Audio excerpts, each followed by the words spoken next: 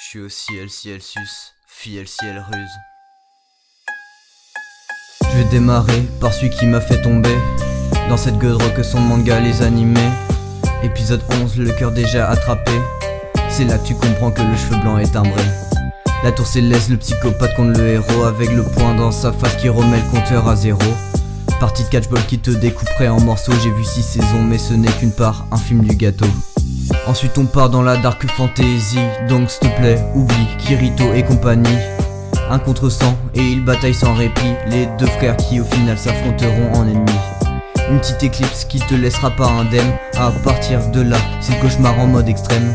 Si tu veux vivre, range-toi avec la God N. Les seuls chants que t'entendras seront des requiem. J'ai jamais autant pleuré pour le décès d'un inconnu. J'espère qu'ils feront pas de fin si le scénario est perdu de vue. Mais en même temps c'est vrai, connaître la fin j'aurais voulu, pour que le berserker puisse au final trouver la quiétude. Pour continuer avec un manga dans le même style, le maître de l'épée est de retour. Il est vénère, il est hostile.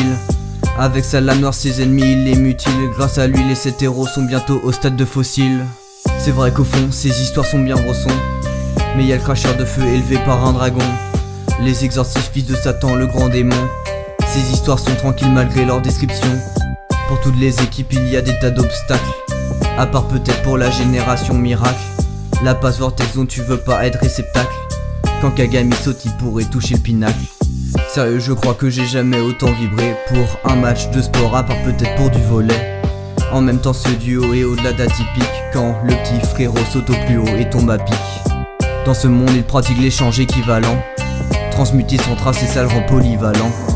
Il recherche sans avoir aucun signalement la pierre philosophale, ce rêve divagant. En parlant de ça il y a aussi la quête du Saint Graal. Le roi Arthur contre le grand conquérant c'est royal. D'ailleurs celui-ci t'as qu'une envie, c'est d'être son vassal. Kiritsuko, un seul tir qui peut être fatal, qui n'a jamais rêvé d'avoir un prof comme Koro ou Onizuka qui t'apprend plein de trucs ruraux. Deux anciens criminels devenus de grands héros, qui t'aident alors que pour les autres t'es même pas un veau. Passons au renard et à l'homme élastique, deux mastodontes qui possèdent très peu d'hérétiques. Pour l'un je prie pour sa surprise soit fantastique, pour l'autre faut avouer que sa fin est bien merdique.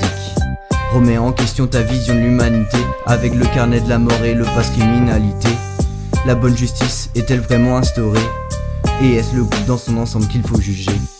Vas-y prends ton équipement tridimensionnel et en route pour suivre le titan originel. Tu crois qu'il devient fou mais il reste rationnel, pour que l'humanité s'unisse contre ce criminel.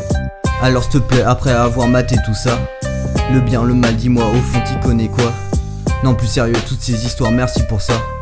Je sais que j'écrirai la mienne, le jour viendra.